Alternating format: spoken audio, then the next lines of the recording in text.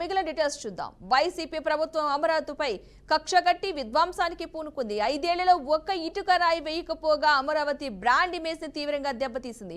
2024 June 4న ఎన్నికల ఫలితాలు వెలువడడంతోనే car మబ్బులు తొలగిపోయాయి. జూన్ 12న పాలనా పగ్గాలు చేపట్టిన కూటమి ప్రభుత్వం అమరావతిని తొలి ప్రాధాన్యంగా ఎంచుకుని పునర్నిర్మాణానికి నడుం కట్టింది. రాజధాని నిర్మాణం మళ్లీ పరుగులందుకుంది. కూటమి అధికారంలోకి వచ్చిన ఏడాదిలోనే పూర్తి స్థాయిలో పట్టాలెక్కింది.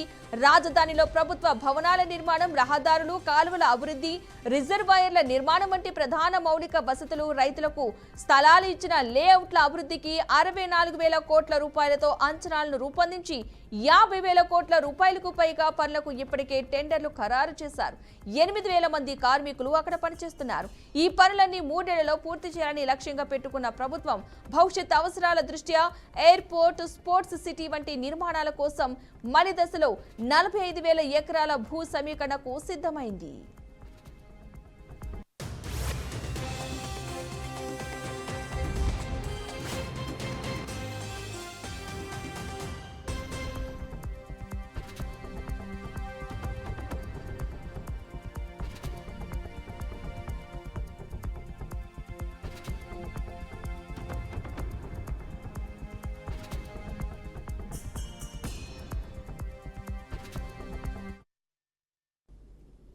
వైసీపీ ప్రభుత్వం సృష్టించిన అడ్డంకులు, వేసిన చిక్కుముళ్లు తొలగించేందుకే కూటమి ప్రభుత్వానికి మొదటి 8 నెలలు సరిపోయింది. రాజధాని పనుల్ని నిలిపివేసిన వైసీపీ ప్రభుత్వం గుత్తేదారులు చేసిన పనులకు బిల్లులు చెల్లించలేదు సరికదా, బ్యాంకు గ్యారంటీలు తిరిగి ఇవ్వలేదు, వారితో కాంట్రాక్టర్లు రద్దు చేయలేదు. ఇక ఇప్పుడు పాత ఎస్ఎస్ఆర్ ధరలకు పనులు చేసేందుకు గుత్తేదారులు ముందుకు రాకపోవడంతో కూటమి ప్రభుత్వం వారితో కాంట్రాక్టులను రద్దు చేసి దానికి అసెంబ్లీ ఆమోదం పొందింది. న్యాయ సమీక్ష, రివర్స్ టెండరింగ్ లాంటి వైకాపా ప్రభుత్వ అస్తవ్యస్త విధానాన్ని రద్దు చేసేందుకు 5 ఏళ్ల పాటు నీళ్లలో నానిన ఐకానిక్ టవర్ల పునాదుల పటిష్టతను ఐఐటి నిపుణులతో మదింపు చేయడానికి మరింత సమయం పట్టింది. తర్వాత 8 నెలలు దానికే పోయింది. తర్వాత 4 నెలల్లో చకచకా టెండర్లు పిలిచింది. రాజధానిలో ప్రభుత్వం చేయాల్సిన పనుల్ని 73 ప్యాకేజీలుగా విభజించింది. వాటిలో 65 పనులకు ఇప్పటికే టెండర్లు ఖరారు చేసింది. జగన్ ప్రభుత్వ నిర్వాహకంతో ఇప్పుడు మళ్లీ టెండర్లు పిలవాల్సి రావడంతో అంచనా వ్యయం 20 నుంచి 25% పెరిగింది. అంటే 15,000 కోట్ల వరకు అదనపు భారం పడింది.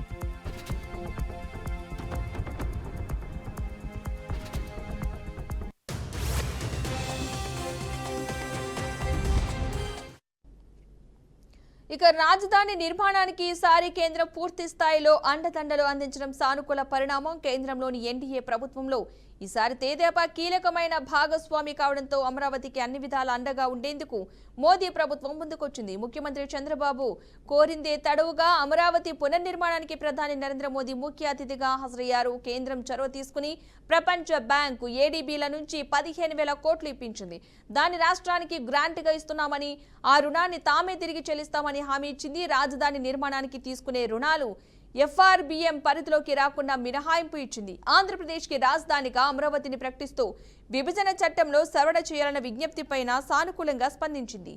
రైట్, ఇదే అంశానికి సంబంధించిన పూర్తి అప్డేట్స్ మా ప్రతినిధి వాసుబాబు అందిస్తారు. వాసు, చెప్పండి. రైట్ పద్మ, కూటమి ప్రభుత్వం అధికారంలోకి వచ్చాక అమరావతి పునర్నిర్మాణ పనులు వేగం పుంజుకున్నాయి. ఏపీ రాజధాని అయిన అమరావతి నిర్మాణానికి ఈ ఏడాదిలోనే 50,000 కోట్లకు పైగా పనులకు సంబంధించిన టెండర్లు కూటమి ప్రభుత్వం ఇప్పటికి ఖరారు చేసింది. ఈ నేపథ్యంలోనే నేలపాడులో జరిగే భారీ యంత్రాలతో చేపట్టిన హ్యాపీనెస్ట్ ప్రాజెక్టు పనుల అడ్డంకులు తొలగించేందుకు 8 నెలల సమయంతో పాటు E6 రోడ్డు నిర్మాణంలో భాగంగా భూగర్భ డక్టును నిర్మించాలని చెప్పి రాష్ట్ర ప్రభుత్వం భావిస్తుంది. అదేవిధంగా 3.5 ఎకరాల్లో 7 అంతస్తులతో CRDA కార్యాలయాన్ని కట్టేలా ఇప్పటికే ప్రణాళికలు సిద్ధం చేశారు.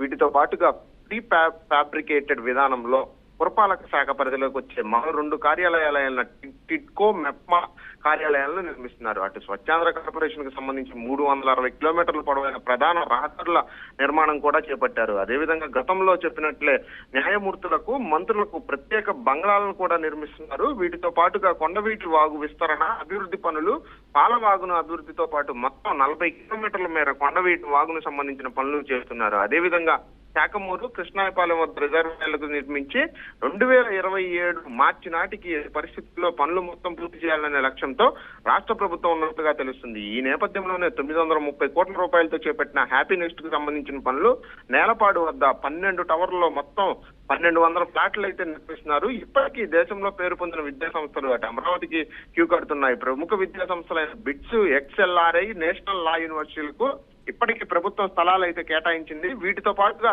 50 ఎకరాల్లో దేశంలోని తొలి క్వాంటమ్ కంప్యూటింగ్ విలేజ్ నిర్మాణం చివరి దశకి అయితే చేరుకుంది. అటు తుళ్లూరులోనూ ఫారెన్సిక్ సైన్స్ ల్యాబ్ ప్రధాన బ్లాక్ పనులు కూడా జరుగుతున్నాయి. వీటితో పాటు అమరావతి ఔటర్ రింగ్ రోడ్ ప్రాజెక్టుకు సంబంధించి 189 కిలోమీటర్ల సంబంధించి అమరావతి ఔటర్ రింగ్ రోడ్ అయితే నిర్మిస్తున్నారు. అటు 6 వరుసలు ఉండే యాక్సిస్ కంట్రోల్ రహదారికి ఇప్పటికే కేంద్రం అంగీకారం అయితే తెలిపింది. ఇవే కాకుండా భవిష్యత్ అవసరాలను దృష్టిలో పెట్టుకొని అటు ఎయిర్పోర్ట్ సొసైటీతో పాటు స్పోర్ట్స్ సిటీ లాంటి నిర్మాణం కోసం కూడా తొలి దశలో 45,000 ఎకరాల భూసేకరణకు రాష్ట్ర ప్రభుత్వం ఇప్పటికే సిద్ధమైంది. అటు రాజధాని అమరావతి నిర్మాణానికి సంబంధించి ప్రపంచ బ్యాంకుల వద్ద నుండి వేల కోట్ల రూపాయల రుణాన్ని కేంద్ర ప్రభుత్వం రాష్ట్ర ప్రభుత్వానికి ఇప్పించింది. అయితే ఈ రుణానికి సంబంధించి రాష్ట్ర ప్రభుత్వానికి గ్రాంట్ గా ఇప్పిస్తున్నాం కానీ ఆ రుణానికి ఎటువంటి బాధ్యత రాష్ట్ర ప్రభుత్వం తీసుకోవాల్సిన పని లేదని నరేంద్ర మోడీ ఇప్పటికే చెప్పడం జరిగింది. పద్మ.